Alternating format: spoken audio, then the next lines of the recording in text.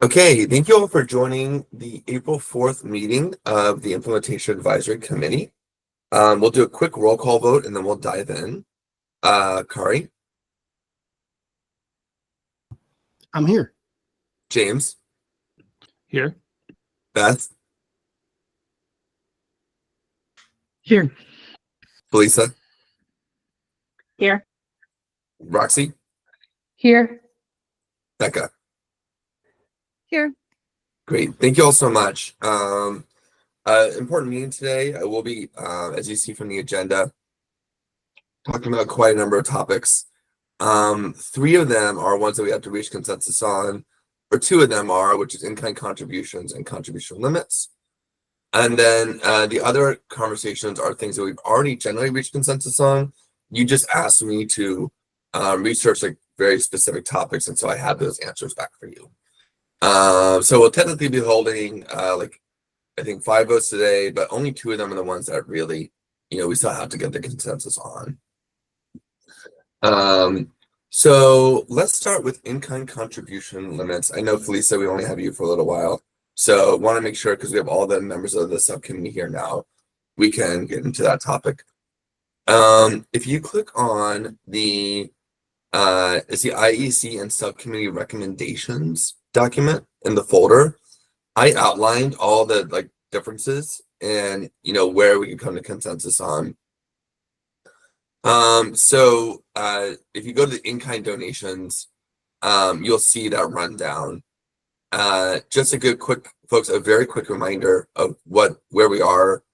The subcommittee has recommended the following policy, and it's actually mirrors what the state policy is, which does not go into the state policy. It goes into effect in 2027. And this is contingent on there being a change in county or state law that would allow for this to go forward. Currently, we don't have the county does not have the authority by commission vote to just adopt this. It would either take a charter amendment or a change of state law to allow this to go forward. But the subcommittee is still recommending this policy should that change occur.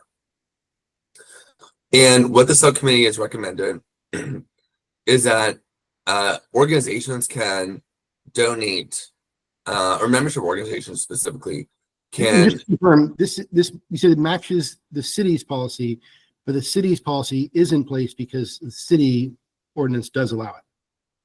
It actually doesn't match the city's policies. The city's policy is pretty different. Got it. Okay. But you are right in that the city charter does allow them to set these rules, and so they do have a little bit more flexibility than we do. Under this policy, the very quick summation is membership organizations can donate up to 1 FTE of staff time, but it has to be for something that is, around community organizing or voter engagement.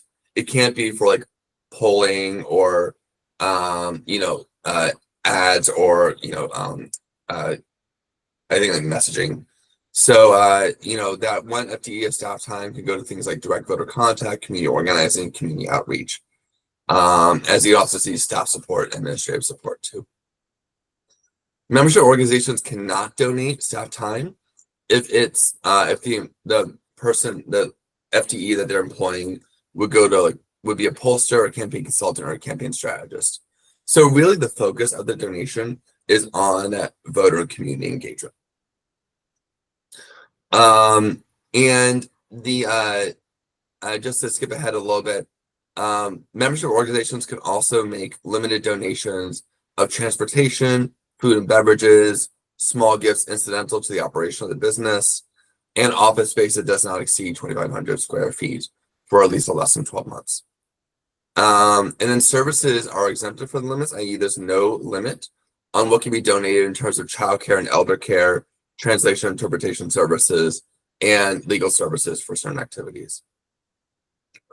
The point we had that the subcommittee did not, so the subcommittee has consensus on all those items. The subcommittee does not have consensus on one item, and that's what we need to establish today. So what it does not have consensus on is when donating staff time, membership organizations, how much can they really donate? Under state law, oh great, hey Marshall. under state law, organizations can donate up to 1 FTE, and it's 12 months equivalent of that person's salary, and that includes salary, benefits, etc. So if combined, the individual makes $100,000, doing community organizing and voter engagement, and that encompasses their salary, their benefits, and any other cost to having them employed. The amount that the membership organization is donating is $100,000. Oh, sorry, someone wants to join. Let me just let them in. Oh, that's Kari. Okay. So what they would want to donate is $100,000. So there's a disagreement on the subcommittee. Some members felt like that was an appropriate amount and it would match what the state law is. And then some members felt like that was too high because membership organizations donating in this example up to $100,000, and that is a large amount for an organization to donate, is what this individual was saying on the subcommittee. So the question is there a place of consensus, to allow this policy to be implemented? Okay, Cardi, it looks like you have two screens up. That's interesting. So is there a way of finding consensus that would allow this policy to be implemented? And I think the subcommittee or the full committee is evaluating, does it prefer to stick with the 12 months equivalent that the state has? Does it prefer to set a lower limit? Or, does it prefer like a third option that we haven't talked about yet? So that's just the background of where we are. Before we dive in, do any of the subcommittee members want to add anything? I'll just, we originally threw out a number like 100,000 in our subcommittee, and there was a lot of balking around that was wildly unrealistic. So I have been using in my head an estimate of like 60,000 salary and benefits combined to be realistic, which is how I have generated a number of we're talking about roughly $5,000 a month in contribution. So I want to understand exactly the question here. So we're in agreement, or the subcommittee had a consensus that 1 FTE is okay, up to 12 months. But the question that we're looking at here is there, in addition to the time limit, a dollar cap? No, that's not what we have agreement on. We don't have agreement on that. So I'm sorry, this is confusing. I feel like we're talking about a dollar cap as if that dollar cap is consistent. It's not, because what the state law is an FTE. So whatever that FTE costs, we're talking about an FTE. James is using a dollar figure as an example, but we're not talking about money, and we're not talking about an additional monetary cap at all. We did have consistency that we would not put a monetary cap on it, because then that actually incentivizes driving down wages and benefits. So we have consistency that it is no monetary cap, that what we are talking about is an FTE. Where we don't have consistency is 1 FTE for 12 months. Is that an appropriate length of time or not? Is that too much or too little? That is where we don't have consistency. Becca and I believed the 1 FTE is appropriate for the amount of sort of time and energy people spend on campaigns and how membership organizations engage. James believes that should be more like 2 months. Is that a good summary? So you two believe it should be 12 months, and James believes it should be 2 months. Yes. Got it. And just to be clear, the state law is 12 months. And the idea is that if it's 12 months, you could use that. It could be 4 people for 3 months. It could be 60 people for X number of days. It could be, 1 person for the full 12 months, etc. Can you put that down? I don't think that's helpful. Oh, let me share the screen. Okay. And the thing I would add from our conversation at the last meeting was that the 12 months FTE is consistent with state law. And the nuance is that state law contemplates that year there's 2 elections in 1 year, and Multnomah-County only has 1 election. So then there was a conversation about how do we remain consistent with state law, but given that the election cycles are different. So we had a conversation about potentially going down to 6 months because there's only 1 election. But I think James had indicated that still continue to offer 2 months. So there's, even within compromise, there's still. And state law is 12 months per calendar year, or 12 months per election, or per campaign calendar season? year. For what? Per calendar year.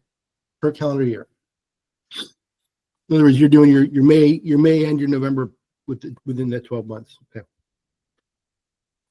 Beth, go ahead. Yeah, thank you guys for that explanation. That's very helpful. And thank you for the work that you did on this. I think reflecting on this as somebody who works in elections at a membership-based organization, I would, I think, have a preference for the 1 FTE for 12 months rather than 2 or 6 or whatever the number is. And a big reason with that, I think a lot in our conversations, we've been talking about equity. We've been talking about how can we make sure that, the most marginalized communities are centered and are invited to really be a part of this process. Unite Oregon, where I work, we represent a lot of low income communities and people who can't, or who don't have the time or money or effort to be able to go and door knock or do direct voter outreach, where we would like to recruit our members, but our members just might not have that capacity. So at times, staff will stand in to represent our members in our advocacy efforts, if that makes sense. And that means that we might have to dedicate more full-time staff or just more staff time in general in order to do our members justice. I don't quite know if that fully makes sense, but some organizations, I guess, don't have the luxury of being able to recruit from a lot of members or having members who are able to put in that time and energy into advocacy efforts. So I think for those reasons, just in standing with our, centering of equity and inclusion, 12 months FTE would make the most sense to me. Thank you for sharing that, Kari. This only applies to membership organizations. Daniel, could you review for us the definition of a membership organization and where that definition comes from? Can I? I don't. Oh, go ahead, Beth. I was just going to say that we actually haven't had that conversation in terms of, we have had the conversation, but we haven't come to agreement on the membership definition. There was some conversation about aligning it with the state definition, which, allows organizations like Unite. It also allows, business associations. Like there's a if we could pull that up, I think it would be helpful. And again, for both consistency purposes and because I think it's a good definition, I would be fine with using the state's definition of membership organization. But we should probably have that be fold that into some decision-making process. Yeah, I will try to find that right now. And I guess one of the notes in here is that I think it's the 3rd bullet in the red text, or 4th bullet in the red text there was, only membership organizations allowed to make donations. These are made up of hundreds or thousands of small donors. So they're fundamentally democratic. And that sounds fine to me.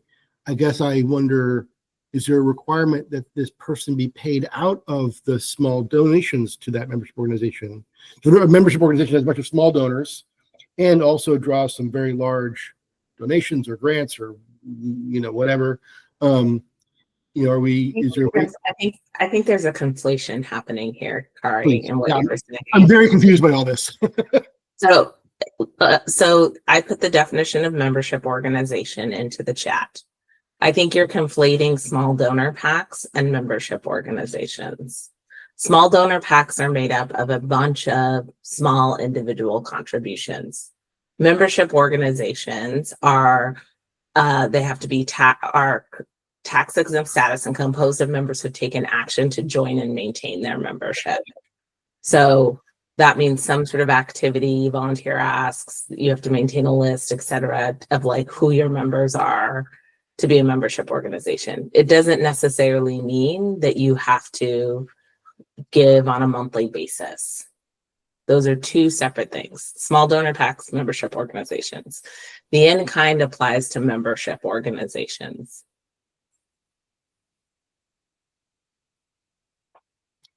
I guess I worry a little bit about the 12 months because that's a lot of time. That's a fairly big financial commitment for an organization to donate a full-time staff person for a full year. I worry a little bit about setting up a situation where campaigns are essentially incentivized to build relationships with organizations that have the capacity to donate a staff person for a year. And so if you're trying to build your campaign team, rather than raising small dollar donations and raising the dollars and getting the matches and doing all that and then hiring people, it's just which 4 or 5 organizations can I talk to that will get me a staff person. That's how I build my campaign team. And now we've got fairly large influence on that candidate by those organizations. And like I like the idea of being able to like loan expertise. That's important. And membership organizations should be able to help the candidates that they support. But either one professional person for a full year, or like give me a team of 6 for the last 2 months of the campaign. Seems like a fairly big investment. James. Yeah, I agree, Kari. And I guess, I really appreciate, thank you, Beth, for kind of, listing all of the reasons why, from your perspective, the, membership organization limit should be really sizable. And I think I agree with a lot of that, which is why when I look at kind of the chart of like how money would flow into the campaigns, I'm in support of the membership organization box basically being the biggest one, that this is the largest single donation that a campaign could take. But the difference of these are just like whatever, for example numbers, not actual numbers, like the difference between $10,000, which is like 2 months of service, and like $60,000, which is like a year of service, that sounds like a big difference to me. And I guess like to kind of like what Kari was saying, the like being able to build an entire campaign team out of going to a handful of organizations that can loan staff feels like it kind of undermines or undercuts the point of this program, which is how to push people out to get, small donations. And I want for courting, relationships with organizations that represent a lot of people. I do want that to be part of a campaign's like strategy to win, but I don't think it should be the only strategy. I mean, I don't think anyone should be able to win by just getting, 6 organizations or something that can donate whatever, 6 people for a year, or, 36 people for 2 months or whatever. I think it's all Beth next. Yeah, no, thank you for that point, James. I think it's hard for me.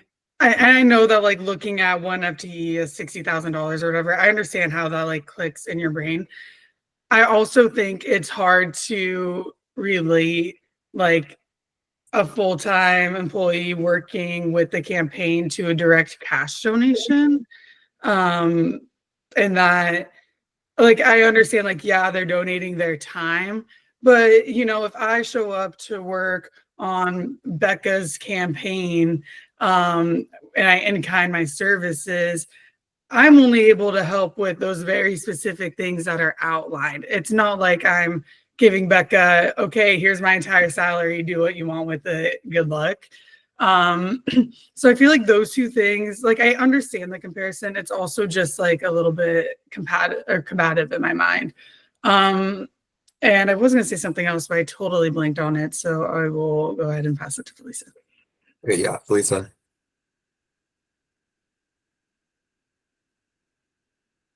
Oh, Felicia, we can't hear you. I just lowered my hand and didn't unmute. I think because there's one election, I feel like the 6 months makes sense to me, given that there's 2 elections in a year in the state legislative races and the statewide races. The other piece I want to just really clearly bring us back to is it is a defined list of activities. So the idea that you could build out your full campaign team, given this defined activities, is not a legitimate argument to me. Second, I don't feel like most of these campaigns, even if you did have 6 or 12 staff doing these defined list of activities, you're really building out your field program. You're not building out your mail program. You're not building out your polling program. You're not building out your consulting. These people aren't buying your TV. They're not doing all of these other activities that are part of an actual professional campaign. So the fact that you think you can get membership organizations, which are nonprofits, to give you full-time FTE to produce your TV, but those people are then employed at nonprofits or members of these nonprofit organizations, is absurd. You can't build out a campaign team like that. So it's just like nobody does that. So I feel like that to me is, and then you can't be employed previously for the previous 12 months doing those activities and then have your in-kind count. So it's not like a membership organization can go out, hire a production assistant to do your TV. They would have had to hire them 2 years before to do, like, at a nonprofit organization. You would have had to employ somebody 2 years before to then employ them to produce TV on a Multnomah County Commission race. Like, it's just not realistic. I think what we're really talking about is how you get to the field number. And right now, the city of Portland's sort of in-kind, though it is ridiculous and very difficult to use and very opaque, allows for much more than this. That's true. There's a lot more flexibility in that regard in Portland. A quick clarification for Felisa. Do I understand number 2 to mean that if anybody in the membership organization is employed as a pollster, consultant, or strategist, then no one in that organization can be donated to the campaign? Or is it just the people who have that role can't be donated? That's The correct. people who have that role cannot be donated to the campaign. Yeah. I think I saw Becca and then Beth. The one thing I would offer is, I mean, obviously this is a benefit to the candidate from a set of individuals, membership organization, in terms of relationship with the candidate. I would also say that it's for democracy building activities, again, emphasis on that it is a very limited and direct kind of voter contact activity. It's also a democracy building activity in and of itself, because the folks who are working on the campaign are usually like first time organizers, right? And it's the first, they are engaging in democracy in a way that they would not have the opportunity to if they weren't and working directly with a candidate and building a relationship with that candidate. So I don't want us only to think about the benefit to the candidate, which we should think about, but we should also think about the benefit to the larger democracy of getting more people engaged in our democracy through these democracy activities. Great. Beth. Yeah, and just kind of going off of that, I, like Felisa said, I highly doubt that we will see campaigns fully staff their campaign with FTEs from membership organizations. And even if they were to fully build their field team from membership-based organizations, employees, if we're, like I said at the beginning, we've been trying to center most marginalized voices in our decision making. That's kind of been something that we have clarified and repeated. If you were a lower income candidate, a first time running candidate, you might not be able to hire out a full field team or a full democracy building team, to follow the words in the recommendation. And if a membership-based organization or if multiple membership-based organizations, want to help your campaign via door knocking or field activities, I don't personally see an issue with that. And it's not that, as long as all candidates have that same opportunity, which in this they would, I think that's okay. Like we said, it's a very limited number of activities that the membership-based organizations can participate in. So yeah, I personally think 12 months is fine. I think if we wanted to lower it to 6, that wouldn't be the end of the world, but I don't see the issue with having it being higher necessarily. Kari? Yeah, to go back to my original question I raised my hand for, the limit here is on what the membership organization can donate. Do we have any limits on what the campaigns can accept? In other words, can I get 10, 12, 15 membership organizations donate this way to me? So I guess I wonder if there's space to add that in to some kind of a limit. Like you could accept, I don't know, 36 months worth of, I don't know what the number would be, but some limit on how much of that donation incoming the campaign would be able to accept. James? Yeah, it's a good idea, Kari, and I do think that it, removes some problems. And Kezia actually, raised that same issue last week. I'll say, as somebody who participated in a campaign under the original Portland matching program where there were aggregate limits, it's a real nightmare for campaigns and for organizations. I mean, as you get close to the limit, it's like, okay, well, who's giving the last dollar? How can in some cases the campaign's not even in control of that? Like you sent people out to door knock and somebody else sent people out to door knock, nobody knowing, that like that was going to put you over the limit. It's really difficult to require basically these like coordination to achieve the limit between these independent entities. So that in response to Kari's question, I mean, I think administratively that's really difficult, even though, I feel like there would be some benefits. We've been talking about membership, or a number of the comments have kind of used membership organizations as a proxy for like marginalized communities. And I do want to, remind that like maybe today a lot of the organizations that would are set up as membership organizations do kind of serve, more marginalized communities or like more representative communities. But the history of like campaign finance regulation is basically like wherever the highest limit is where the entities that like have money will, lean into. And so, this like will also make other players in the membership organization space who want to give direct and coordinated contributions, because we know that those are the most effective for achieving relationships with candidates who go on to become electeds. And this will provide a place for people who are not serving marginalized communities to like pump, additional FTE into county campaigns.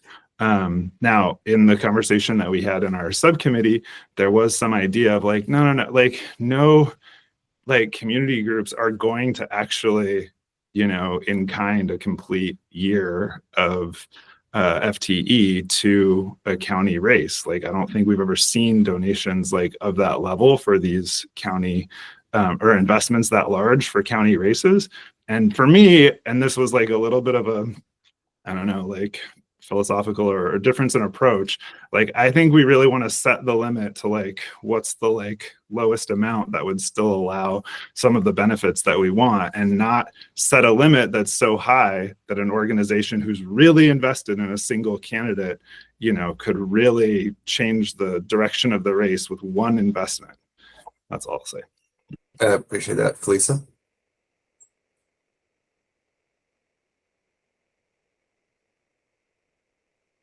We can't hear you again. I lower my hand and then don't unmute. The definition in the state law, first of all, has anti-proliferation.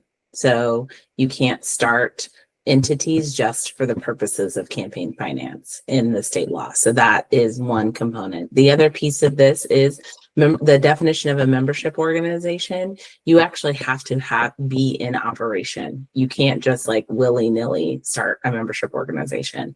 I agree with you that we're talking about nonprofit community groups that I agree with on this conversation, but there are tons of nonprofit community groups that I don't agree with that would have the same benefit. So for example, the NRA has the same benefit as Unite Oregon.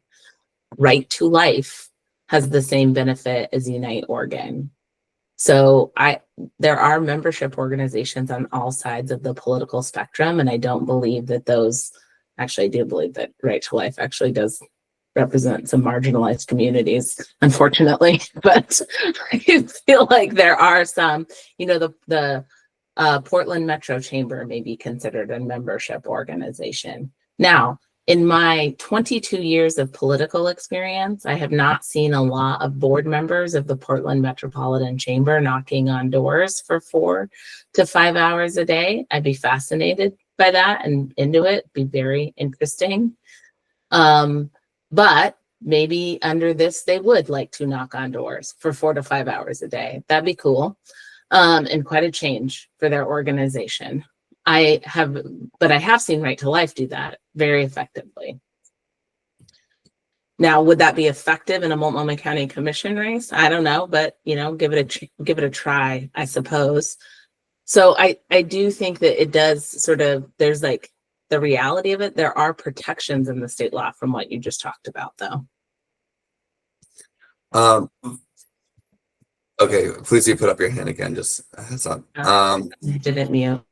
Yeah, I want to be aware of the time. This is a really good conversation. I don't want to cut it short, but I also do want to be aware that we have some other topics to get to. So why don't we just do a temperature check now? If we feel like there's not consensus, we can certainly keep talking. But I've heard 6 months be thrown out as a potential middle ground, and I'm curious for folks not to put you on the spot, but James and Kari, you expressed concerns around the 12 months as being too much. How does 6 months ring to you all?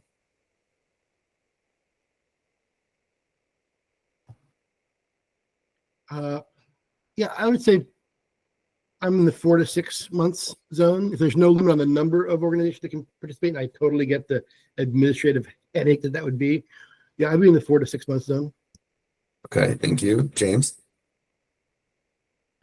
I mean, it's still high for me. I mean, basically, 6 months is basically the same as what we're saying for a, contest. I mean, that's the equivalent of a contested state legislative race, right? I mean, where there might be, millions of dollars being spent.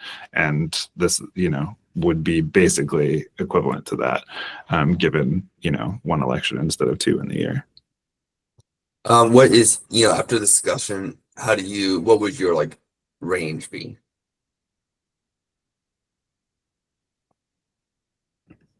I don't know. I mean, 2 or 3 months, I guess. I do feel like having, thinking about this as if we have, here are all the sources that a campaign is able to, accept contributions from, when do those contributions start to get distractingly large, where that, kind of determines a huge part of the campaign strategy. I don't want that to be, I want folks instead to be thinking about, if they're participating in this program, which is built around, contributions from everyday people, that's what I want them to be focusing on. And Roxy and Marshall, I know that you're kind of in meetings right now and ducking out to just participate in this. So if you want to share, by all means, but I don't want to put you on a spot if you're occupied. Marshall, go ahead. Honestly, I'm with most everything, I'm in line with state law. So I prefer the year, to be real honest with you. I like to keep things consistent. That's where I'm at with this stuff. I think there's enough guardrails in place not really concerned about the dollar amount. It's a full-time equivalent. So full-time is still full-time regardless of how much money the person makes. So I think that levels down the equity side of things, and it allows different organizations to participate. And the reality is none of this stops people from volunteering their time. So any organization could organize a fleet of people that work for them to go do stuff on knock doors on Saturdays or Sundays or things of that nature. We see that all the time with groups like SEIU and UFCW, where you have large scale groups of unions that mobilize their folks and they go out and they work. And it's, you know, we don't have any problems with that. So there's plenty of opportunity. And honestly, I think this in kind in general is a little bit like, kind of obtuse in its application. So I am on board with just complying with state law. Okay. And Marshall, okay, never mind. Thank you for adding that. So what I'm hearing is I hear one for 12 months. I hear one for like a 2 to 3 months. I hear one for 4 to 6 months. And then I think I hear 1, 2 for 6 months. Is that correct? Or I'm sorry, 3 for 6 months in total. I think I'm also fine with 12 months. I feel like we've been having the consistency with state law. I feel like if we're going to make a compromise to 6 months, I'd be fine with that. It doesn't seem like we're making that compromise to 6 months. Okay. That does not get us to consensus. Yeah, I mean, I do think Felicia's point earlier of we have one election, not two. So it's really effectively 6 months per election, right? That's the state law, is 12 months for a calendar year, gets you 6 months per election. And so here we'd be doing 6 months for the one election. I'd be good there. Okay. Yeah, I saw Beth, 12 months. Roxy, go ahead. Just wanted to also just interject really quickly here that I'll have to agree with Marshall and Felisa just to maintain compliance, with state law. I'd have to go for the 12 months. Okay, so I'm hearing 4 for 12 months at this point. Becca, can you remind me where you are on this? I mean, I would be absolutely fine with the 12 months. It's probably my preference, and was willing to do 6 given there's only one election. Okay. But that was, again, to kind of reiterate Felisa's point, a lot of that was for the purpose of trying to reach consensus. And if we don't feel like we can reach consensus, then 12 months. I'm personally sensing that I don't know if we're going to get to consensus on this. And also, again, we do have some other topics to get through. Thank you for adding that into the chat, Lisa.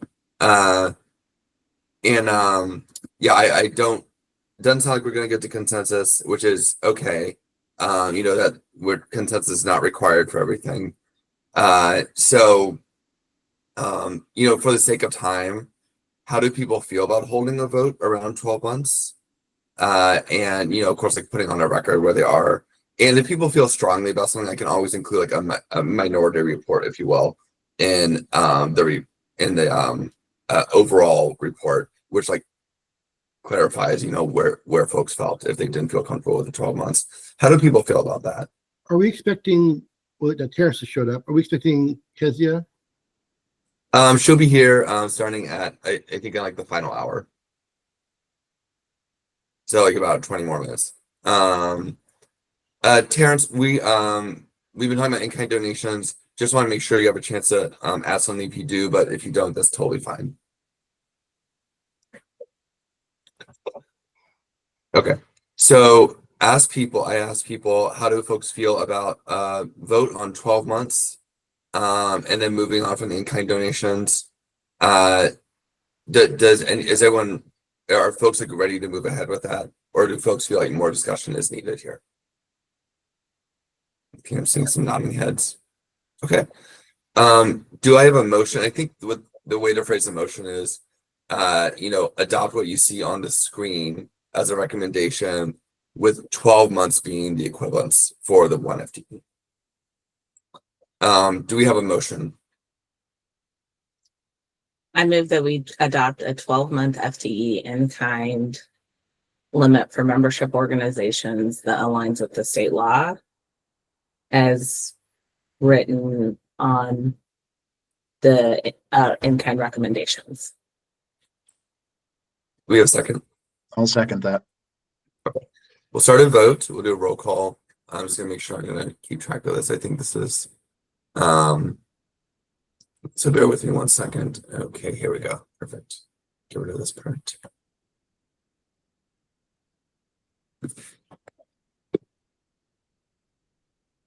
Okay.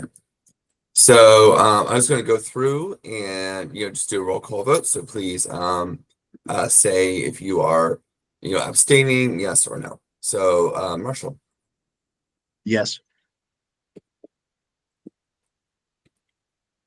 Felisa, Yes. Kari, No.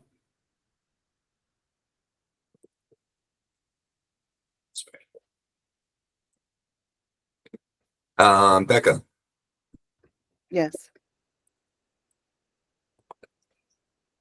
Roxy, Yes.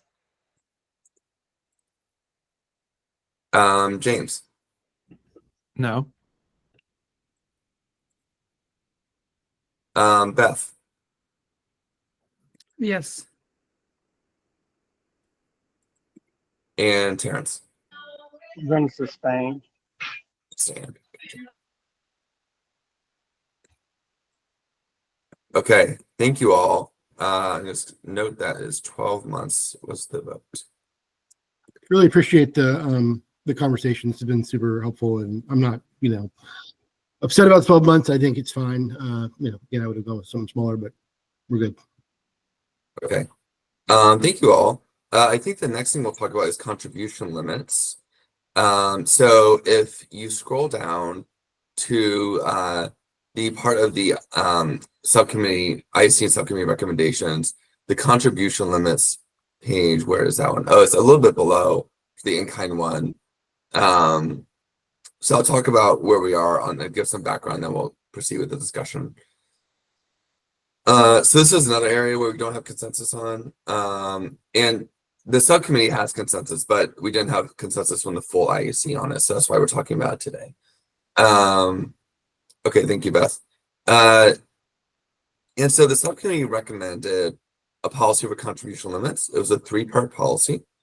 Number 1 is participating candidates cannot accept donations larger than $603 from individual or political committee. So this is just for candidates participating in the matching program. And $603, to make sure we're all on the same page, 603 is the number, is contribution limit set in the Multnomah County Charter adjusted for inflation.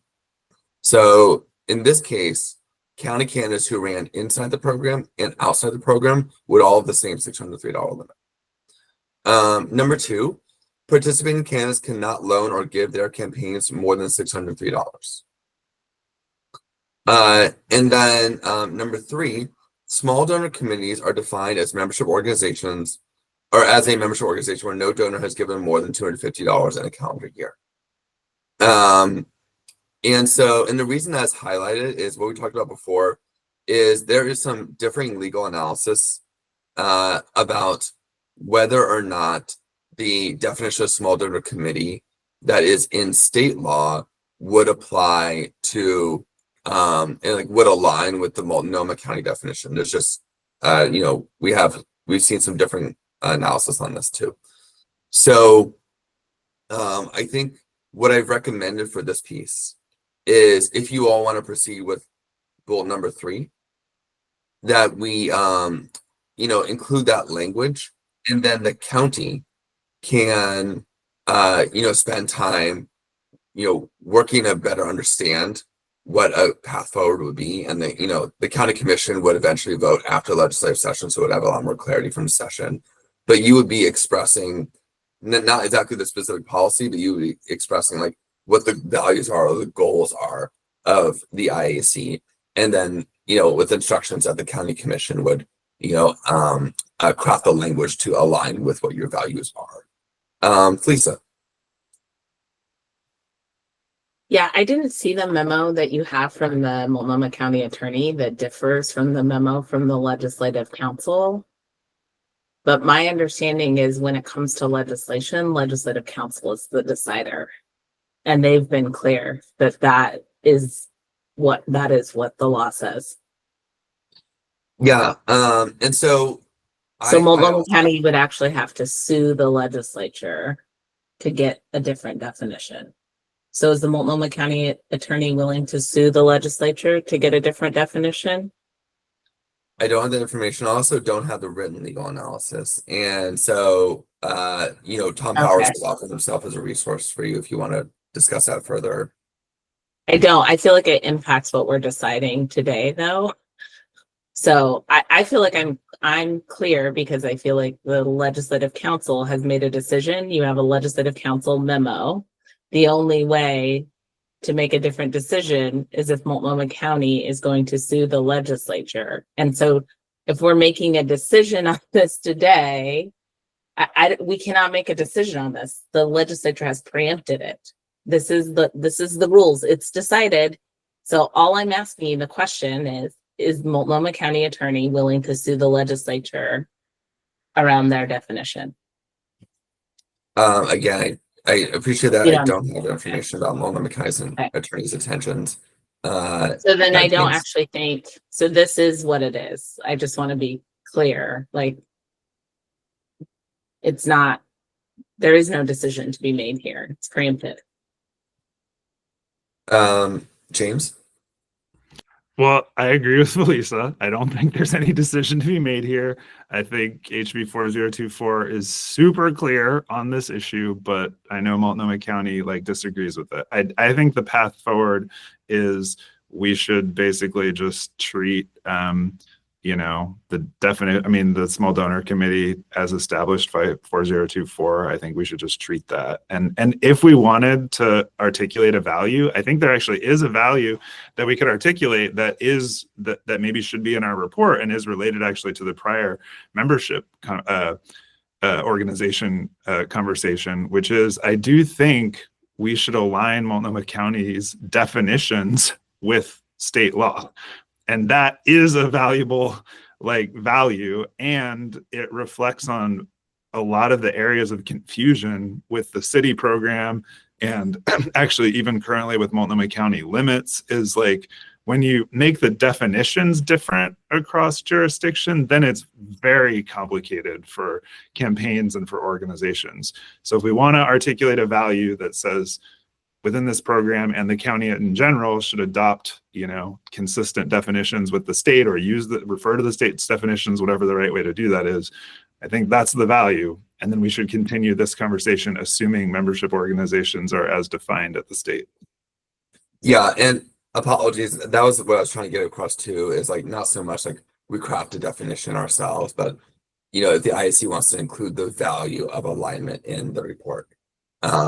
And so thank you for clarifying that. Okay, well, anyway, that's the recommendation.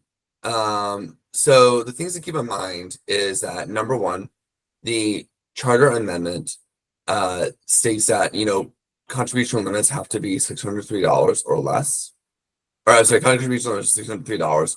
The program can set contribution limits lower than that if it wants, but it cannot set contribution limits higher than that. Also clarify, small donor committees are allowed to give unlimited amounts, but of course they have a definition of what makes a small donor committee. And so we have that constriction from the charter. The city of Portland has a contribution limit of $350 for its program participants, and then people who run outside of it for city office, their limit is going to be $613. So that is the background on what the city does. There was disagreement in the last IAC meeting. Some folks felt like 603 was appropriate because it would align with the charter, and it would also, potentially remove that point of confusion if there's complete alignment with the charter's limits. And it would allow, campaigns to raise a little bit more resources to be able to compete, and especially with independent expenditures. Some other folks felt like that limit was too high, and they wanted a limit that was lower, that was more maybe in line with what other localities set as their own contribution limits for programs like these. And I showed you that spreadsheet that detail. And I think it's also in the fact sheet about where other localities set their contribution limits. And so some folks wanted it to be a little lower to encourage candidates to reach out to more individuals. And so that's the summation about it. I also have two other questions here. One thing we talked about was number one, if the program is underfunded by the county commission, should the oversight commission have the authority to raise the contribution limits? The Portland program has that ability. It's never used it, but it has that ability. If the program is underfunded, the Portland Elections Commission has the ability to raise the contribution limits. Should this recommendation include that provision? And then the other thing we didn't really establish consensus on was should the IEC include in the recommendation that the contribution limit also increases with inflation for program participants? The county has that provision in its charter, which is why it's 603, not 500. But that's not a provision in Portland's program. So those are two other questions we have to talk about. Before we get into it, subcommittee members, we have Marshall and Curry here. Do you all want to add anything about the discussion and your recommendation? Yeah, sure. I think there's one other element to the recommendation that may not be written down here. And that is that I think, Marshall, you should correct me if I'm mischaracterizing it. I believe our basic take was the contribution limit should be the maximum under the charter, and that we believe there should be alignment with the state, that we would recommend in our report that the county commission forward a charter amendment to the voters, raising the limit up to the state's limit that's going to go into effect in 2027, which, if I remember correctly, is $3,300, which is also, by the way, in sync with the federal limit as well. Okay, I hear that. Marshall? Yeah, just reiterating what Kari said. I mean, in our committee, that was and kind of what my stance has been on most of this stuff is wherever we can come into alignment with this new state policy, I think it makes the most sense. I do get the understanding and the argument that if you have the smaller contributions, that in theory you are reaching more voters, but I actually don't really think that's the case with the way we are situating this. Remember, a $5 voter or $5 contributor still has value in this system because we're doing a certain number of contributions to get to that tier where you're getting money coming back from the county. That $5 contribution still matters. It still is valuable to anybody. So, in fact, I think you could make a very strong argument. It would be easier to get to those numbers by the smaller dollar contributions, but it doesn't stop people from making larger contributions. And frankly, that to me, this isn't the range of money that we're targeting to get corruption out of politics.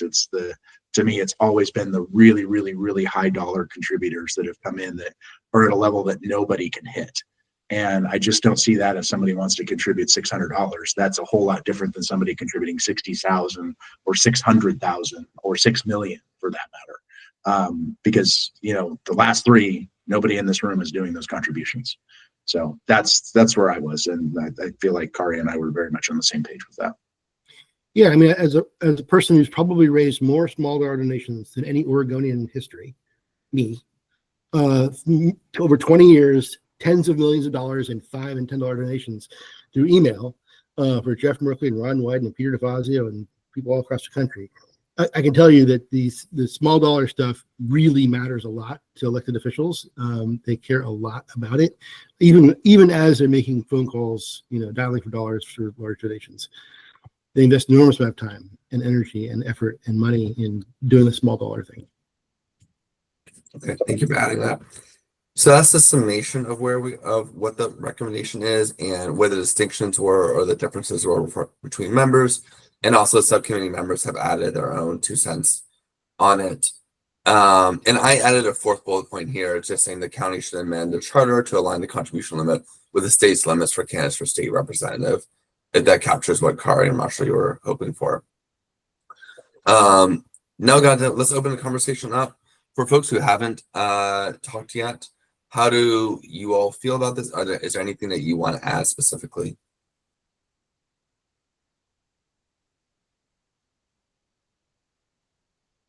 Lisa? I feel like this is tough. I actually like this. I like the 603 because I think just if it's 603 at the county, then it's 603 at the county. So some level of consistency there, to me, it seems very helpful on when you're writing checks. And yeah, that's my opinion. I like the 603. Okay, thank you. Becca? Sorry, can I ask a clarifying question? 603 right here in this recommendation, it contemplates 603 for either if you're a participant in the program or if you're not. There's no difference. Kari, did I hear you say, I was having trouble following the train. What do you want to align with the state limits? Is it folks outside of the program? No, what the subcommittee was saying is that it would right now recommend a 603 limit, but it would also recommend that the county amend the charter to then allow for alignment between what Candace can raise for state representative and what Candace can raise for county commission. Is that right, Kari and Marshall? Yeah, basically, we should, our view is we should set the limit for both participants in the program and non-participants at the maximum allowed by the county charter, and invite the county commission to ask the voters to raise the limits in the county charter to the state limits. But the voters don't go for it, then the voters don't go for it. And can you clarify to me why the limits are the same for participants and non-participants? Like what Because no, I mean for because it, what the recommendation, like what your rationale for like why are they consistent, regardless if it's with the state limits through a charter amendment or this recommendation? I would say one, because that 603 is really low. That's first of all. And then secondly, I think we want to encourage everyone to participate in the program. I think if you create a two-tier system, right, where you essentially force candidates to decide, can I raise more money in $600 chunks and then walk away from the democracy encouraging program of getting small dollar donations? Just go get $600 donations, folks. Or, or do I have to go to the 350 limit, make it even tighter, and really invest in the small dollar stuff? I think we want everyone to participate in the small dollar activity, and doing so by basically raising the limit to 603 encourages them to do that. I'm not sure I said that very clearly. Becca, did that get at your question?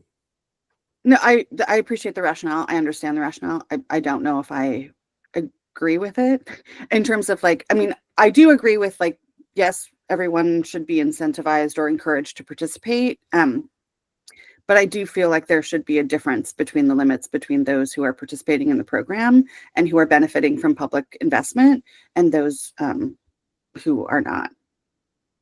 Yeah, and that does remind me to clarify, like, of course, candidates who run under the program and do qualify also get the matching funds too. So, if there is a lower limit, it is, I think, balanced out by the matching funds that they receive that allow them to run competitive campaigns. Beth? I could see that if we were talking about the 3,500, for non-participants, and then maybe 1,000 for participants, but the 603 and 305 just seems both really close to each other and both very low. I think you meant 603 and 350. Sorry, 350. Yes. Yeah. Beth. Yeah, two things. I think one, what you just said, Daniel, is really what was weighing pretty heavily on my mind in favor of lowering the limits. If we set the same limit as 603 for everybody, I feel like that's kind of weird to then be like, oh, but if you participate in this program, then you get an extra 60K, or I don't remember the exact limits. Like, to me, that feels a little weird. Whereas like the payoff of being like, A, you have to accept smaller donations, and B, under smaller limits. But if you do enough, you also get a nice chunk of change on the side to help with your campaign. Like that, logically, like emotionally, and everything made a lot of sense to me. The other thing that I'm thinking a lot about is this graph or image that you showed us last time, Daniel, of the amount of donors in New York City with lower limits versus larger limits. And I think, if we are trying to get the most folks participating in our democratic system, then lowering the limits will show that that's how you get more people participating. And so for those reasons, I'm very much in favor of lower limits. I completely understand and appreciate, like, Marshall and Kari's your reasoning to keep them at 603. Like, that does make sense to me. But I just feel like we could maybe do something that's a little better than that, I guess. And actually, before we move on, can I speak to that point about the New York graph that we talked about? So I think it's very important that I be candid with you all about the data that we have here. And I want to make sure that you'll have like complete up-to-date information. I actually I read that paper again that the New York data was based on, and what they said in it was that the reason why there was such a dramatic increase in engagement for candidates who run in the matching program was not because of the contribution limit. It was actually because, they match individual donations up to $175. And so candidates were going through and raising these donations. They're incentivized to raise small dollar donations. The limits actually are higher in New York, which makes sense because New York is such an expensive place to run in. So I do want to clarify that, because if people are going into this conversation, with that understanding, it's important that we communicate that openly. I do want to say, though, I think the point does still hold based on the Portland numbers I showed you all, or 50%, 54% of candidates who gave, or donors who gave to a candidate in 2020 reported that was their first time ever giving to a city council candidate. And again, those limits were lower than what the limits for people ran outside of it. And then also, I think, I showed you that way more donors are engaged in the Portland races than they are in the county commission races. There's a number of factors there. Portland city races are a little more high profile and tend to be a little bit more competitive. But also, I think the fact that Portland has that combination of low limits and matching funds is a factor for why candidates are reaching out to more donors than they are for people who are outside of the program. So I just want to clarify that about the data. I think I saw Felisa and then James and then Marshall. I have a couple of things I think on this. I do think the 603 is a very low number to get to the amount that you need. I think that there's going to be consistent underfunding of this program, just knowing the history of the county's budget. So I just want to just own and acknowledge that. So I feel like there's a piece in here that if the program is underfunded, could the oversight raise the contribution limits? Mm-hmm. I'm supportive of that. I also think, to Marshall's point and Kari's point earlier about the sort of alignment with the state limits, if you did a $3,500 and $1,000, I would be fine. If we aligned with the state, I would be fine with that too.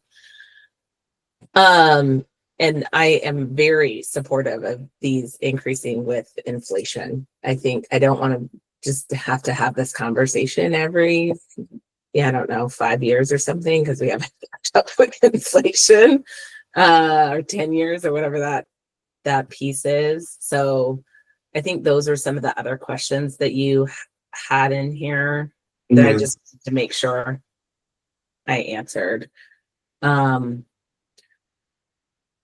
I feel like that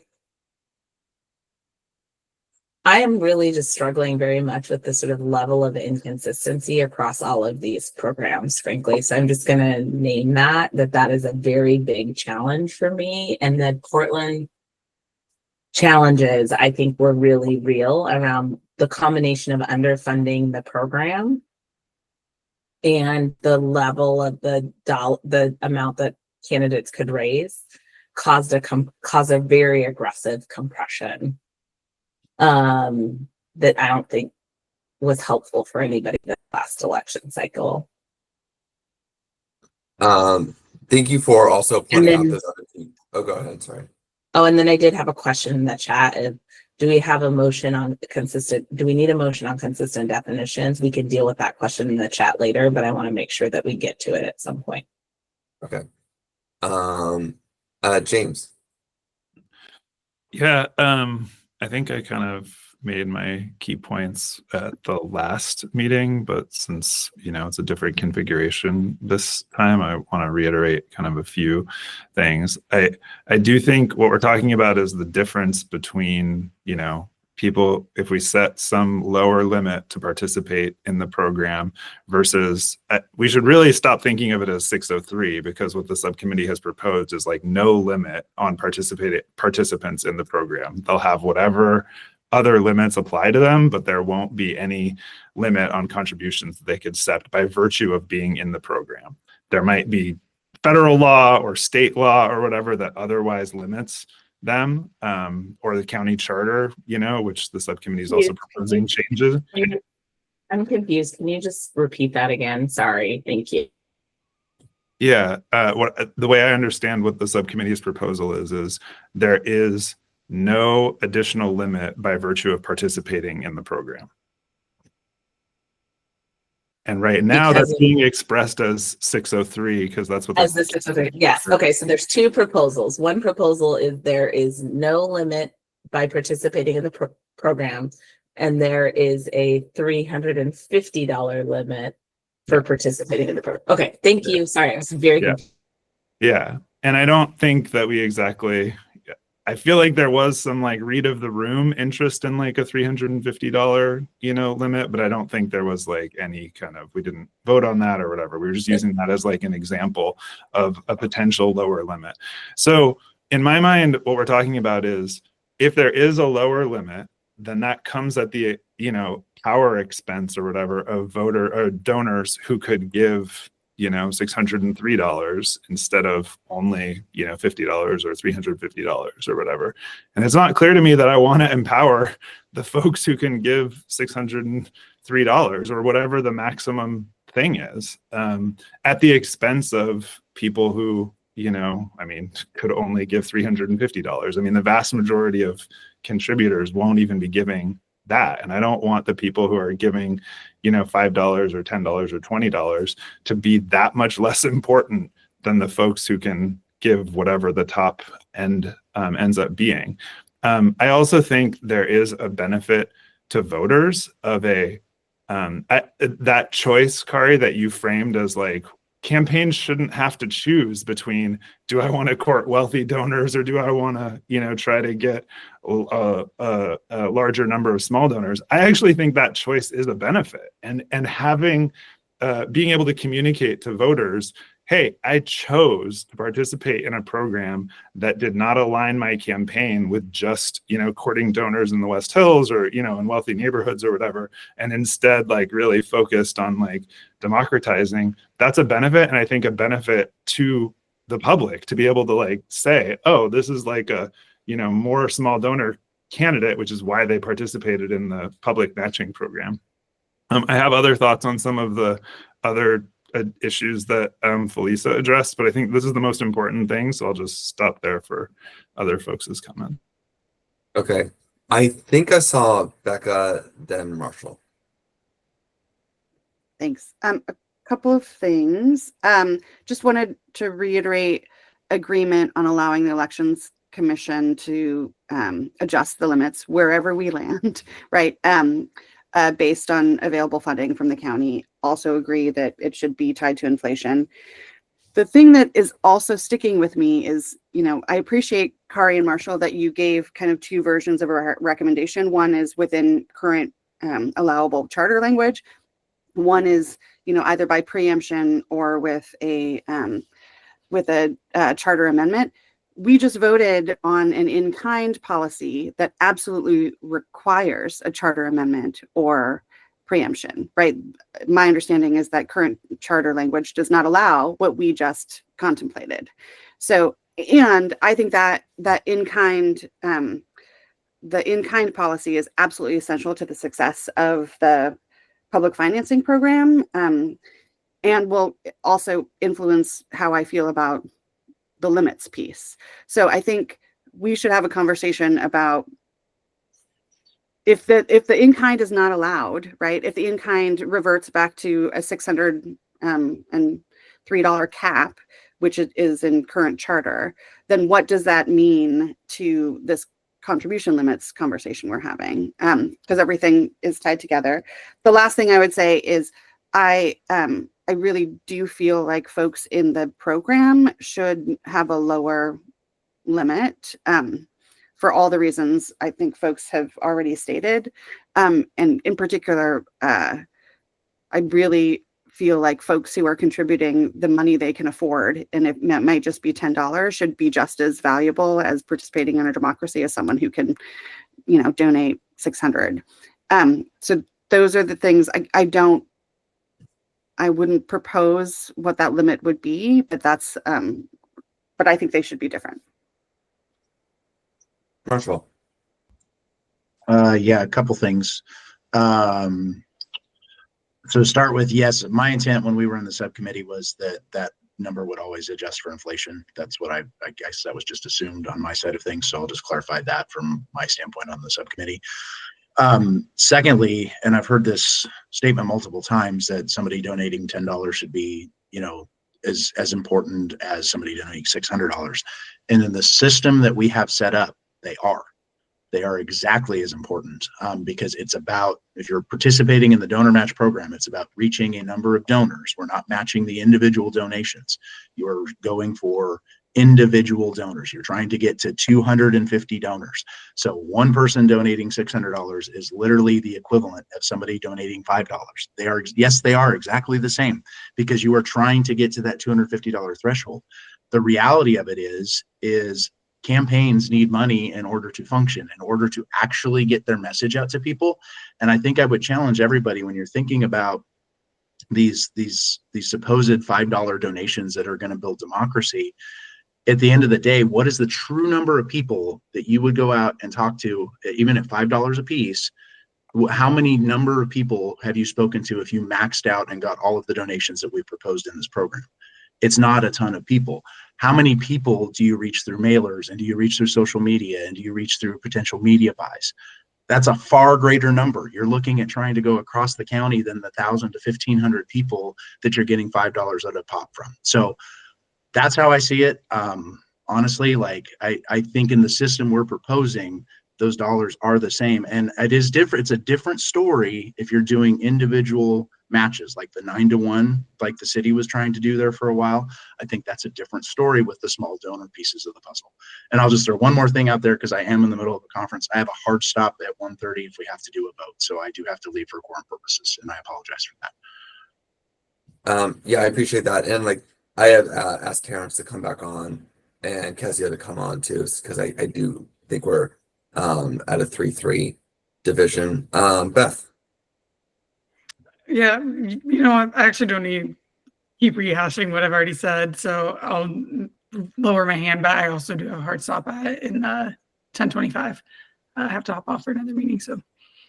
Okay. Corey. Yeah, two thoughts. Both, I heard about what happened at the Portland Election Commission a couple nights ago. One, they're waiting for us. They held a bunch of recommendations to wait for us, because they also want to align with us. So that's fun. And then number two, they had some research there that was looking at who the $5 and $10 donors were. And what they found, I understand, I haven't seen it myself, is that these are not low-income people. That the socioeconomic status of the folks who were giving that $5 and $10 zone were just as middle class as all the other donors. So it's not in practice. I mean, what the theory is, people who can only afford to give $5 is what this is encouraging. It's not actually what's happening. Folks who can only give $5 or who can only afford to give $5 aren't giving the $5. It's the middle class folks who are like, get off my porch, here's $5. So a couple things to just throw in the mix there. I am making sure we have Becca, go ahead. I'm making sure we have folks come back in so we can hold these votes. Oh, great. Thank you. And in something, because Kari said get off my porch. I know we've talked about it briefly, but I don't think we've come to a resolution around is this program, is it going to be allowable to raise donations through paid efforts, right? Like hiring a team of, canvassers to go door to door to raise money. I know we don't have to decide this today, but I'd like to put a pin in it because I'd like to talk about it later. We don't have a specific recommendation around that, but I appreciate that point coming out. Okay. We discussed that a little bit in the limits subcommittee. I'm not sure there's a way to do that and still make it legal to hire fundraisers or to do digital advertising for money or to do email fundraising, like how you draw a distinction between those things. I know that the Portland group, Portland Elections Commission, is considering raising the matchable contribution to $20 because their view is that then undermines the business plan for the guys who are going door to door for $5 contributions. Good. Okay. Roxana, I know that you've, kindly given us some time so we can hold the vote. It looks like we're actually going to be tied on this question about, like, do we keep the limits at 603, which is the same as the charter, or do we find a lower number? Do you have a take on this? And it's okay if you don't.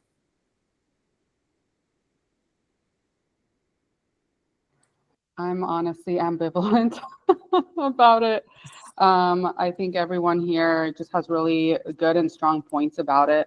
But yeah, it's something that I think I guess I just personally am one way or another about it. Okay. Okay. Then for the folks who support lower limits, let's just spend like a minute or two on what this would be. It'd be great so we can have like clarity, because if we have like motions or votes, it'd be helpful to have that clarity. Do folks who support lower limits, do they support a $350 limit that would align with the city, or do they want to look higher than that or lower than that? I think 350 makes sense. Sorry, James, didn't mean to interrupt you there. But yeah, just for a general alignment with the city, trying to make sure that we're not confusing folks. I think that in my brain makes the most sense. Becca? One, I'm intrigued by the Portland Elections Commission waiting for us. And one of the questions I would ask is, are they contemplating raising their limits, right? Either on folks in the program or outside of the program. If it got us to consensus, I would be willing to go, like to 5. There just has to be, in my mind, a distinction between folks in the program and folks out of the program. And so within the charter constrained environments, if 603 is the limit, I still believe that participants should have a lower limit. It could be $500, but I also am super concerned around the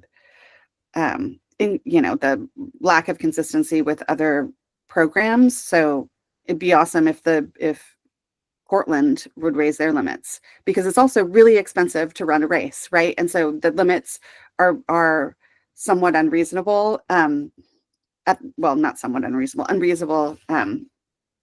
So that's where I'm at. I could probably go up to 50, and maybe it's just like a philosophical thing for me that they have to be different, but I just think they have to be different. I want to give a chance to ask James about this, because to round out the point of this conversation. Yeah, I mean, I think I don't know. I could probably go like a little bit north of 350, but I mean, not that much. I want there to be a real distinction between participating in the program and not, and that should affect, your strategy. And that should be kind of a philosophical decision when you're kicking off your campaign of like, which strategy am I, wanting to pursue. I understand that, elections are really expensive, and we have tried to like accommodate that through the design of the program, which, obviously who knows if like it will be funded, but I think everything that we have put together is like, and here's how you could run a real campaign for Multnomah County based on the best data that we have available, looking across, history of Multnomah County, looking at Portland races, looking at other similarly sized jurisdictions, and we landed on like these matching numbers would allow you to run, a reasonable campaign. And so it's hard to say well, but campaigns also just need money. It's like, sure, right? And we've tried to accommodate that through other ways that disempower that don't kind of encourage you to only like spend time with the wealthiest donors. I think I saw Kari. Was your hand raised? Briefly. Yeah, I guess the thing that Marshall and I talked about a lot is that the goal is not to disempower donors who give $600. The real concern is people who can give $600,000 or $6 million, the Phil Knights of the world, right? And we just don't see the 603 as being sort of a contribution that you get that, first of all, either corrupts the candidate. No one is selling their soul for just $603, or sort of adjust the strategy in a way that has you spending time with wealthy people all the time. The $603 donor isn't a wealthy person. They're not lower income either. They're able to do that, but that's not the same thing, I don't think, as what we have currently right now in the Oregon legislature, which is no limits at all. And all that happens is you go around trying to figure out which corporation can hand you $20,000 checks, or unions, or whatever, wealthy people. So I guess I just don't see 603 as being a meaningful limit from a democracy standpoint. Now, I would say that if there's a compromise to be had, maybe what I would suggest, this doesn't quite get at Becca's concern about making a distinction. In the current county charter, I could say a proposal that would say, forward to the voters a charter amendment that says we go to the state limit, and then the second tier to be in the program would be 1,000, so 3,500 and 1,000. I could see that as a reasonable sort of, again, big difference between the two. Both are reasonably high enough to actually be able to fund a campaign, creates a strategic choice. It doesn't help us today because that would set them both at 603, as James notes. But we're in this weird construct. We're building a system and asking for the charter to be changed to adopt a different system. Well, I think we lose Marshall in a few minutes, and I've asked folks to come back to keep a quorum, but just in case they don't, I think it's time to hold a vote. So I'm going to ask that we do hold a vote. We actually have to vote on a number of things with this regard. So let's start with other points of this.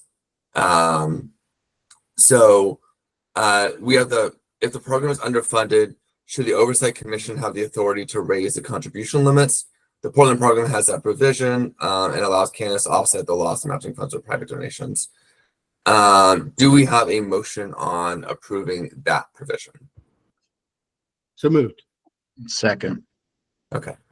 And I'm going to hold that vote. Okay. So, shoot. Okay. Authority to raise limits.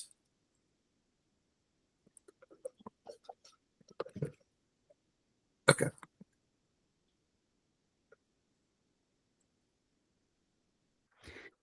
Can I ask a Becca? question? Mhm. So are we voting on the 603 or are we voting on the 603 and the recommendation, if it's aligned with the state, that they be different as Kari just proposed? Or are we just voting on the 603? Because we cannot contemplate something that may or may not happen. I think for the sake of time, let's prioritize the 603 or the vote on that. Okay, so we have the motion on the table for raising the limits of the program is underfunded. Kari. That's it. Just can the commission change the limits if the program is underfunded? Right. We're not talking numbers right now. Yes, aye. James. Aye. Becca. Wait, what are we voting on? Can You the support this one. I was like, say it Can again. the change the Kari made a motion? Can the program? yes. Great. Yes. Yes. Thank you. And I'm sorry, what was your vote? It was yes. Yeah. Okay. Roxana. Yes. Marshall. Yes. Felisa. Yes. Great, thank you very much. Okay. Second question. If the program is should the IEC include the recommendation of the contribution limit increase with inflation? Again, the county has this provision, but the city does not have this provision. Do we have a motion on the table for that? So moved. Second. Okay. Whatever the limits are, Yeah. let's raise them. And I will clean up the formatting later. Okay, Kari. Aye. James. No, I mean, we didn't talk about this a ton, but I mean, I think the committee should be able to reset the limit, but I think it should be, you know, they can set it to 365 or 380 or whatever makes sense. Like raising it to some silly number based on inflation seems silly to me. No. Becca. It's so interesting, James. I'm sorry, I wasn't like, if we are we only allowing the, sorry for clarification, if I can even ask, probably out of order since there's a motion on the floor, but are we only allowing the Elections Commission to adjust the limits only under the unique circumstances when it's underfunded? Or are we giving them the ability, I mean, why don't we just fold inflation into the ability to make adjustments, right? Or really, honestly, the ability to make adjustments. I would be fine with them having the ability to make adjustments, just like the City of Portland's Elections Commission does, rather than kind of piecemeal under all of these unique circumstances. This is how it could be adjusted. So yes, then I'm a no. The City of So Portland. I guess I'm confused. I just want to clarify right now because I'm a little bit confused. My assumption is that the committee can make adjustments, period. Is that not what we just decided? And then I think this motion in my mind is that it just automatically adjusts every year for inflation. Yes on the latter. On the former, no. That I think what we talked about before with the administrative rules is that the county board sets the contribution limits. The oversight commission can only adjust them if it is underfunded, which is what the city law is. But that's not something that we've determined. Like, we haven't voted on that. On that division of power between administrative rules. Yeah, because and correct me if I'm wrong, because I did miss a meeting, but we have not approved the oversight committee role fully, or have we? No, we haven't approved it fully, but that we did talk about that division of administrative rules, and there was consensus on that point. Okay, well, given this conversation, there may not be. I'm fine. I'm sorry. I'm yes on this. Sorry for any confusion if it's automatically adjustment. And I would like us to put a pin in when we do have the conversation around the oversight committee about allowing them, to Felisa's point, which is allowing them the ability to adjust the limits, not just in the limited circumstance where it's underfunded. Okay. Just carrying on with this vote, Roxana, Yes. Marshall, Yes. Felisa. Yes. I just want to clarify. This is just an automatic inflation adjustment. I'm gonna put that here. Yes.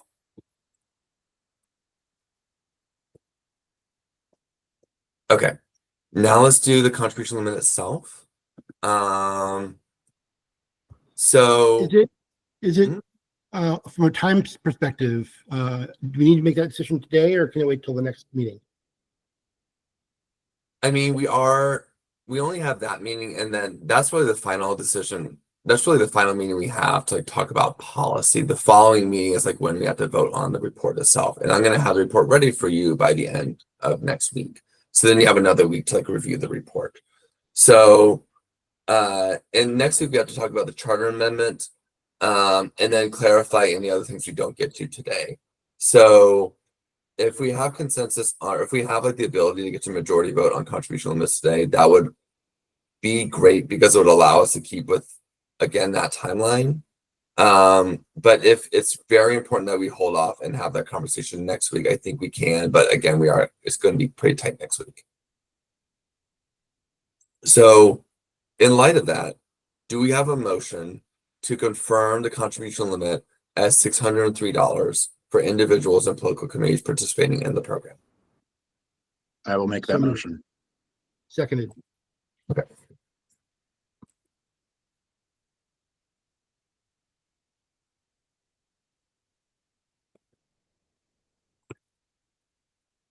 Okay, great. Kari, Aye. James, No. Becca, No. Roxana, No. Marshall, Yes. Lisa. I think I'm an I, which is a tie. So I don't know.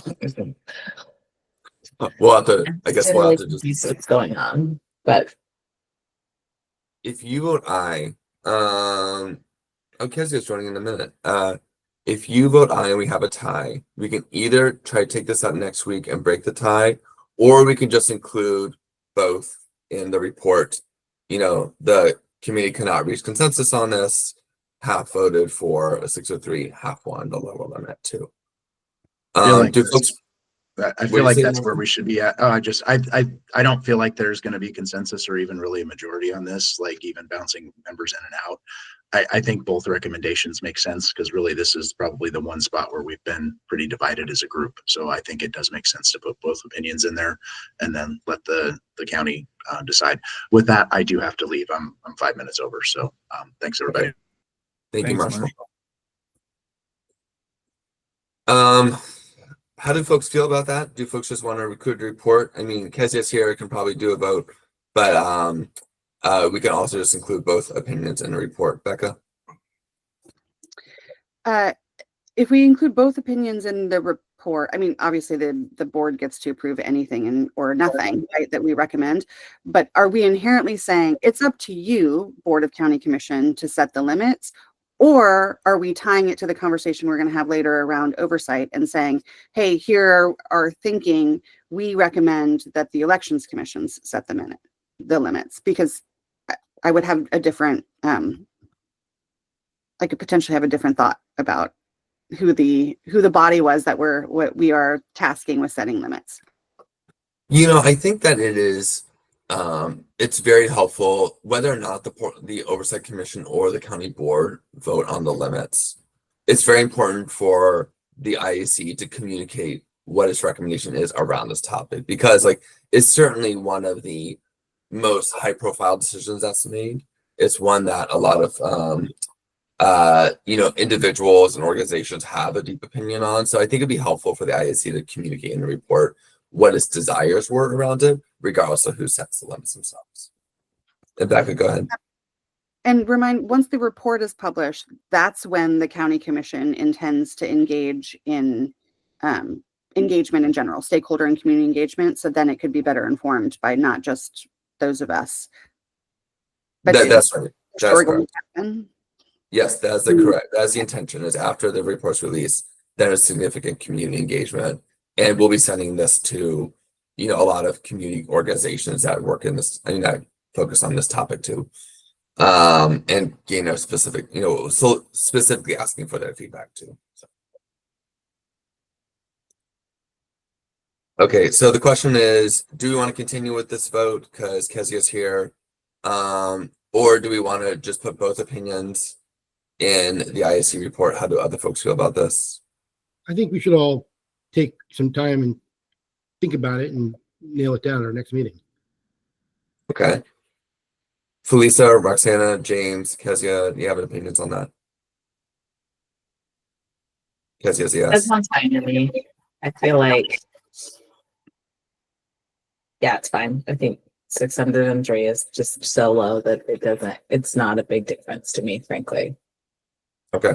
I mean, my sense is this is like one of the most fundamental questions of the whole thing. So I think whether both, perspectives are included as a majority or minority report, or both perspectives are included as like the committee cannot make consensus, but here were the two things that they considered and why. Like in my mind, both of these have to make it whether it's minority report or alternate, proposal, like this is fundamental and we don't have agreement on it. So it doesn't feel fair to just try to force like one thing through with a vote. Yeah, I do think though that there's some interplay here, as Becca said. There's this question of, are there two different limits for participants and non-participants? Who changes the limits? Are we asking to be put into county charter, or are we asking, the county ordinance, or are we asking for the county ordinance to say, the commission will decide?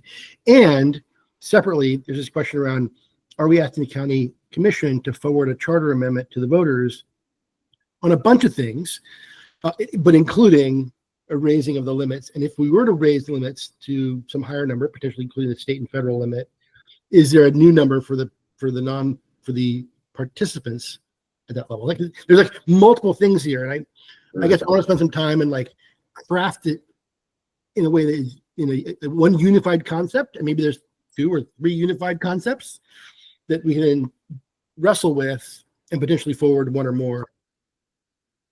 Are you saying, Kari, that we should have separate votes on each of those things? Well, we've been trying to do that. I think the challenge is, as Yeah. Becca's kind of identified, is they interact with each other, and so maybe we need to actually put together a single concept. And So like the if we do this, then this, then this, it's sort of related. I mean, just to build off of that, I mean, I hope the report has a plan A, plan B, right? If there is no charter, if there is no preemption, if there is no referral, this is, our recommendation. And this is what we would recommend under a preemption or a charter. And honestly, we should give, this is me, we should give our opinion of what they should do, which is, should they go for a preemption, allow the legislature to preempt them, and or charter, if we have a preference between the two. And I know I certainly do. Felisa? I think I'm with Kari on a process recommendation here that I'd like to ask for. I would like, if we are going to make a decision on a topic, it's very helpful for me to have very clean language of choices about what we're making the decision on. So here's the topic on the in-kinds. Here's the clean language on this option. Here's the clean language on this option. Here's the clean language on option C. And then we can say, I prefer option A, B, or C. So that would be helpful for me in the next meeting. You mean with regards to like a plan A, plan B, like Becca was talking about? No. Becca's talking about if there is a charter amendment or if there's not a charter amendment. So those are 2 separate reports. If there is a charter amendment, here's the report and the recommendation. If there is no charter amendment, here is the report and recommendation. Great. That's clear. Kari was discussing that there are 3 sort of sets of options around these in-kind contributions, and they are tied together with other things, right? So option A is $603 for participation in the program or out of the program, with the adjustments by the commission, etc. Option B is 600 are the county contribution limits with a lower limit for participation in the program with an adjustment by the commission as needed. Option C, there was no consensus reached. The commission can set, we recommend that the commission set the limits inside and outside or inside the program. Option D, there was no consensus reached. We recommend that the county commission set the limits. And then those 3 options, each of us can say what is our favorite of those options. But having that clarity around what those options are is what I believe Kari was outlining. Is that correct? Yep. Great. I like that a lot. And it's very helpful for me in the process. Okay. I'll type that up and I'll send it to you all before next meeting. So it's like ample time for you to consider it. Okay. So let's see.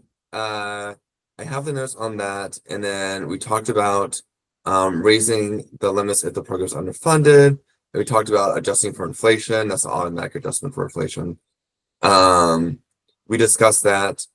I think we have the meeting for the charter amendment next week, and so we'll have a lot of time to get into that.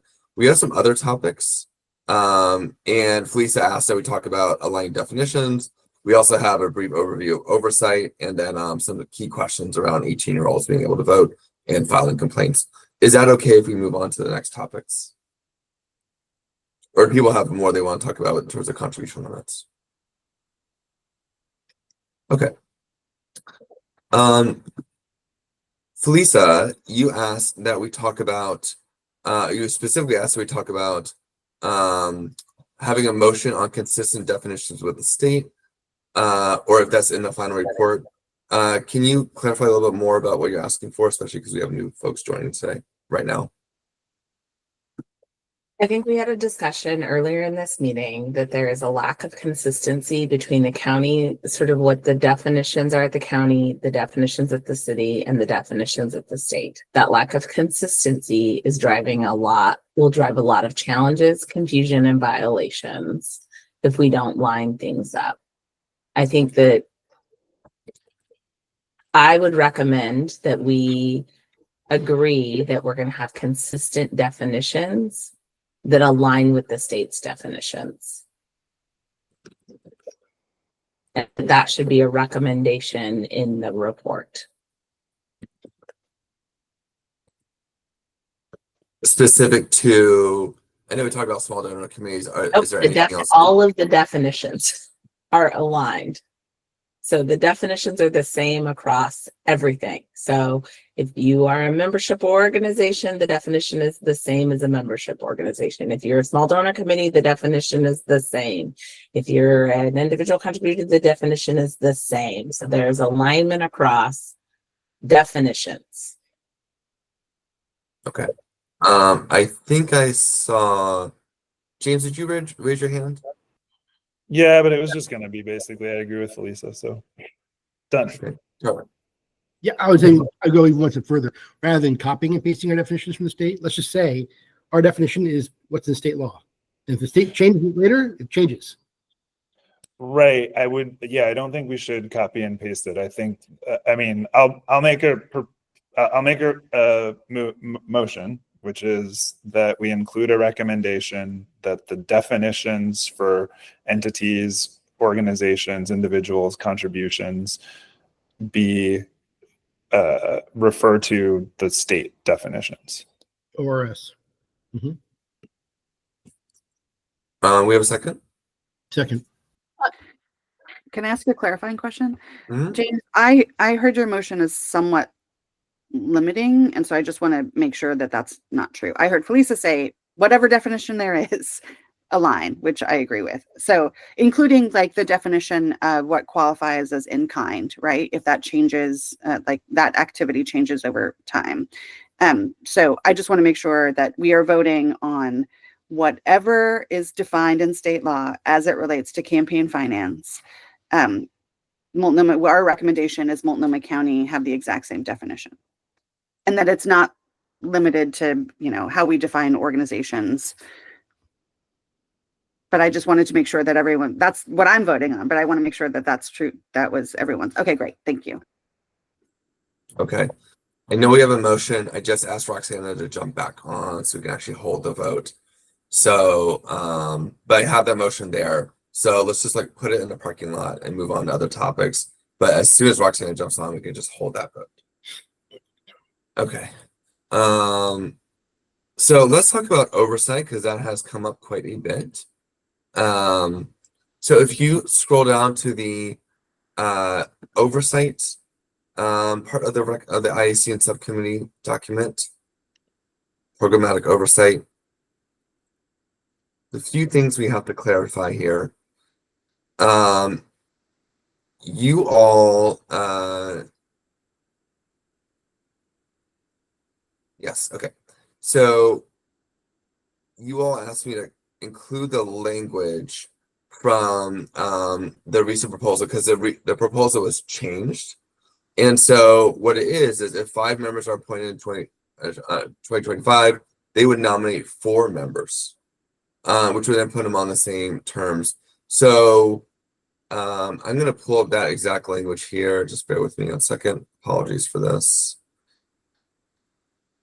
Can I ask a Becca? question?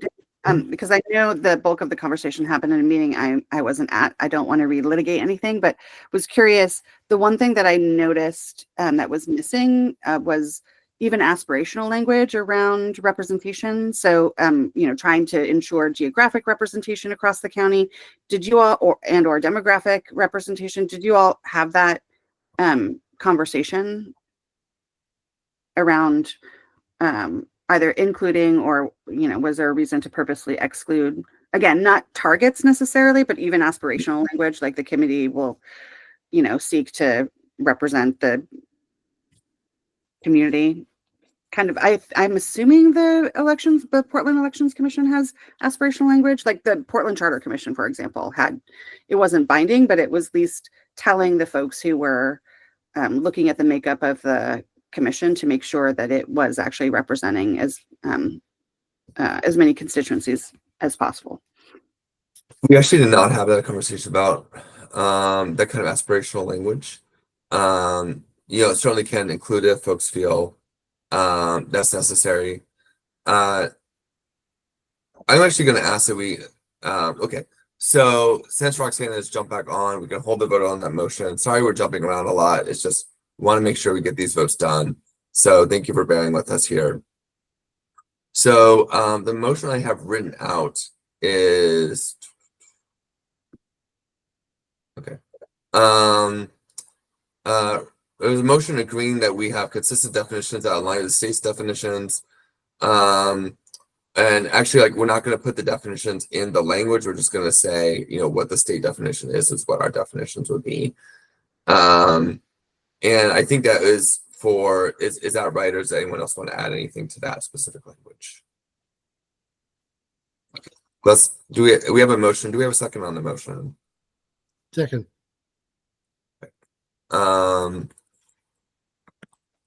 Kari, Aye. Lisa, Aye. Becca, Aye. Kezia, Aye. James, Aye. Roxana. Aye. Thank you for joining, by the way. Okay, thank you, by the way, so that way we have that locked in. So going back to the oversight language, this is what we talked about here. So the gist is that, and I wrote this language out like you all requested, but the gist is that 5 members would be nominated and then voted on by the county board. And then they would nominate the other 4 members who would also be voted on by the county board. That is an essential part of it. So I'm just going to read it here. Selecting from a staff-provided shortlist, the Board of County Commissioners will nominate 5 members to the Oversight Commission. A member's nominations cannot be advanced to a vote if that member's seat is up for election in the current election cycle. The full board then votes on the nominees. If a nominee secures appointment, then that individual's term is the same length as the time of the board members who nominated them. Selecting from the staff-provided shortlist, the Oversight Commission then nominates the other 4 members. The nominations will then go to a board for its vote. Did anyone who was at the last meeting feel like I missed something, or do you feel like that captured what you all were hoping for? I feel like you added in selecting from a shortlist staff provided shortlist, which I don't actually think we discussed at the last meeting. Oh, I think we did. I'm sorry, I think we did discuss it, but sorry, go ahead. Okay, I feel like I don't think I feel like that's not. I don't like a staff provided shortlist. I feel like what I would like to do is have a list of people who are nominated, who qualify, that the oversight committee chooses from. So Or maybe the the edit then is to the very first bullet. With oversight from the current commission, BCF staff will review the application and develop a short list of individuals who qualify to serve. or meet the minimum qualifications to serve, right? In other words, not making a judgment call as to who's like you're really smart or thoughtful, but rather just they're a resident of the county, they're a registered voter, whatever the requirements are. That get I to don't what you like want? it. I think my issue is a staff screen that is then given to the full list needs to be given to the people who are making the selection, not a staff screen prior to that. Maybe change shortlist to list. You'll have a list of individuals who meet the minimum qualifications to serve. Okay, I hear that. Okay. And in the first, Yeah, go ahead. first and second bullets too, change shortlist to list.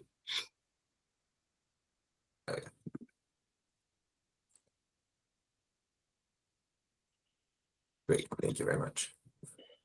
Okay, I did have some questions about it, 'cause I was thinking about this a little bit more. So, just for clarity's sake, if I'm trying to minimize this, move this window over here so I can read it. That's great. So if from my understanding, like if a county board member is elected in 2026, then they would next be up in 2030. And if they nominate a person in 2028, we say that the oversight commission member will serve as long, like that their term is the same as the board member who nominated them. So if they were elected in 2026 and up in 2030, but they nominated a person in 2028, does that mean that there's a board member up? Are they do they serve for the 4 years starting in 2028 to keep with that 4-year term, or is there a term from 2028 to 2032? Sorry, to 2030, and then there's a 4 years after that to align with the board member. Does that question make sense?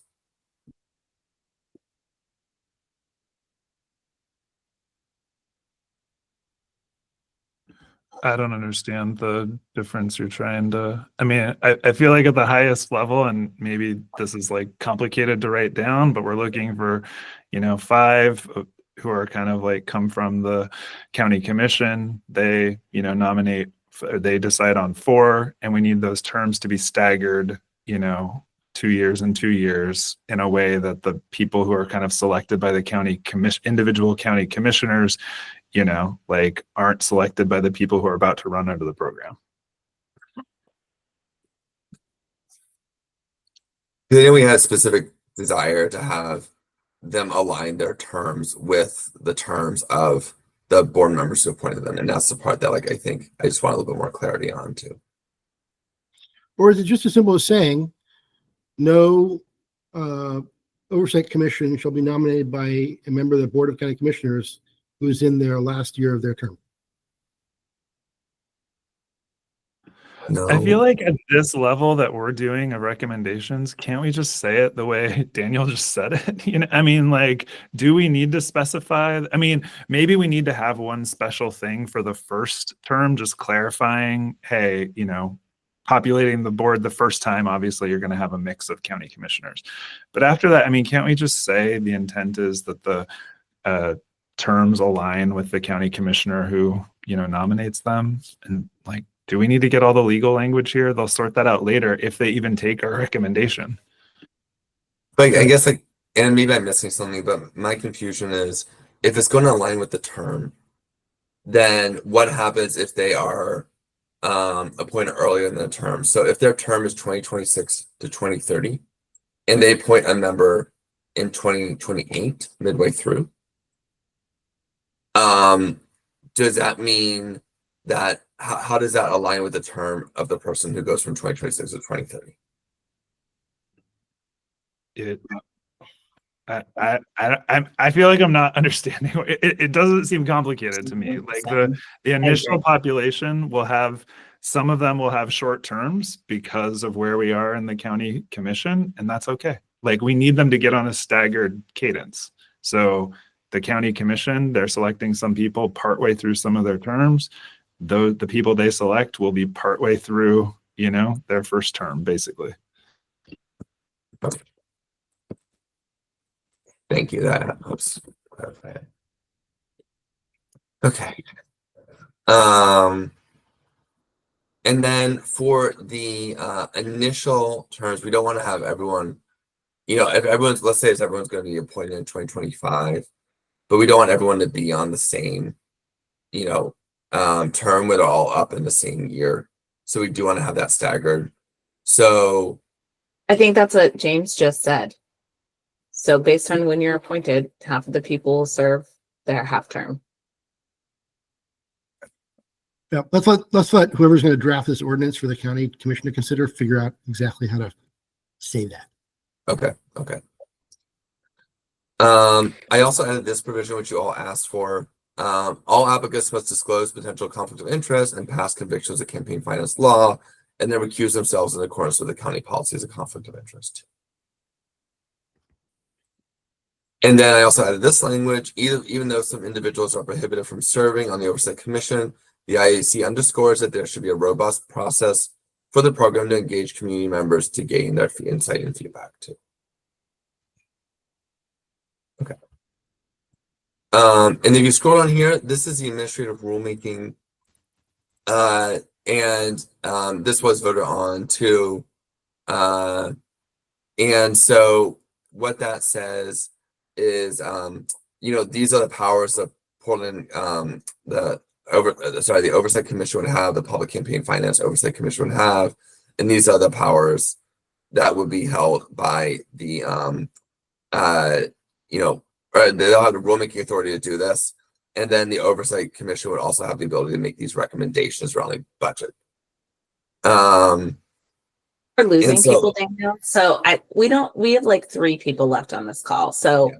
I think the meeting is over. If we could just wrap it up, and then I don't know what we can do to make this sort of more concise or consistent in our next meeting, but like, I'm going to lose my mind. Like, I feel like we need to have a system where we get through this in a quicker, more concise way. And I think I mean, this is like feedback to you as a facilitator, like you've got to figure that out. I think there's been a couple of different options given to you on sort of how to do that, but this situation is like not working out. Okay. All right. Okay. I appreciate that. So I'll let you all go unless there's anything else that you want to, you know, want to bring forward right now. Nope. All right. Can you please remind us of is next Friday our next meeting and nothing is happening in between? Okay, thank you. That's right. Next Friday is our next meeting, 9 to 11. And we'll be talking about this topics we haven't gone to plus the charter amendment. And then the final meeting will be April 18th. And that's when we'll be, you know, I think affirming or making any final edits to the report. Okay. All right. Thank you all so much. Thank you.